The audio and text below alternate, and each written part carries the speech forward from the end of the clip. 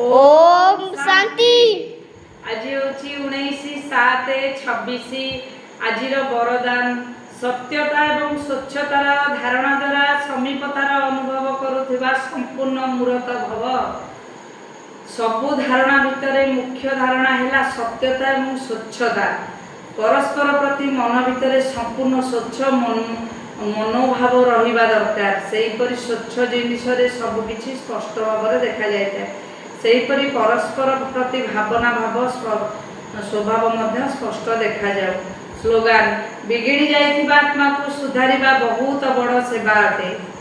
ताले जो आत्मा बिगिड़ी थिबो ताकू जदि सुधारिबो ताले सेटा होछि बहुत बड़ सेवा। अव्यक्त इशारा ज्वाला स्वरूप स्थिति रे रही शक्तिशाली योगर अनुभव कर। योग को ज्वाला स्वरूप करबा पई गोटे सेकेंड भीतर बिंदु स्वरूप होई मन बुद्धि को एकाग्र करिवार अभ्यास बारंबार कर। स्टॉप रहिबा मात्र के गोटे सेकेंड भीतर व्यर्थ देह भावना ठारू मन बुद्धि एकाग्र होई पाइ जाउथबो।